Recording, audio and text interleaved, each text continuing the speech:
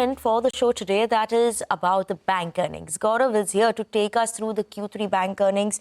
HDFC Bank, ICICI Bank, a whole host of numbers that came in over the weekend, Gaurav. But how were they looking like? Well, as weekend was actually busy for me because all the heavyweight banks like HDFC and ICICI came with the results, and throughout the result one thing was consistent is that some weakness was there in the result. So first let's talk about HDFC Bank. When we look at HDFC Bank, on the positive side we saw net interest margins that increased almost by 11 basis points, higher than the street's expectation. At the same time, credit costs that declined to 41 basis points, and the reason being that there was 140 crores worth of write back in the contingency provisions. But on the flip side, what was negative is that Mr. Bhavesh Zaveri, who is the executive director, has requested not to seek reappointment. That is number one. And second is that the bank reported 500 crores worth of additional provisions due to regulatory requirements. And this was because of the non-compliance with their agri PSL portfolio. Now, bank said that there was no need for any additional one-off provision. But again, at the same time, we are seeing some kind of weakness in the stock. Second, let's talk about ICICI Bank. Now, the biggest disappointment came in terms of credit cost here. And the reason being that here as well, we saw on the back of the RBI's request, bank created additional provision worth of 1,283 crores because they also had some problem with the classification of agri PSL portfolio. Now that led to credit costs increasing to around 74 basis point versus street's expectation of 50 basis point. Other than that, because of this higher credit cost, we saw profit decline almost by 4% on a year-on-year basis for the bank.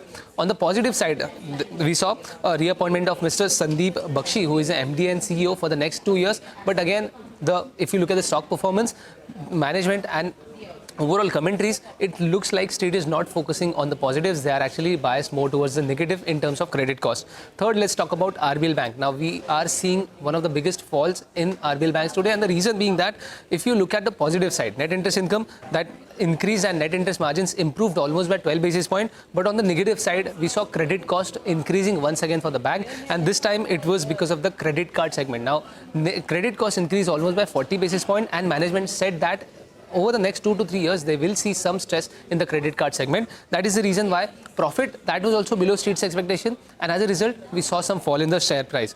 For Yes Bank, let's look at some of the positives first. Now, asset quality has been good for Yes Bank in this quarter because slippages have come down. Second is that if you look at net interest margins, they improved almost by 10 basis points. But on the flip side, what was negative is that if you look at ROAs, now the expansion in ROAs, that was specifically because of the 555 crores of the gains that they reported in the security receipt sale.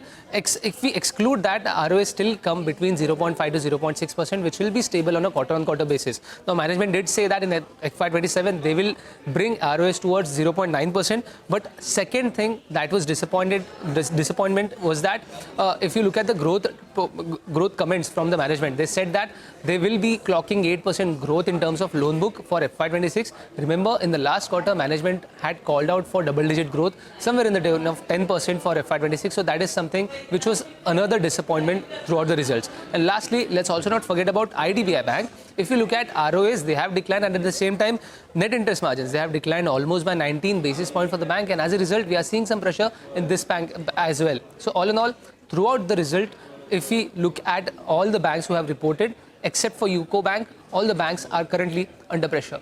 Yes, big pressure there. Thank you so much, Gaurav, for summarizing all these major bank results that came over the weekend. That's all about the banking space, but let's talk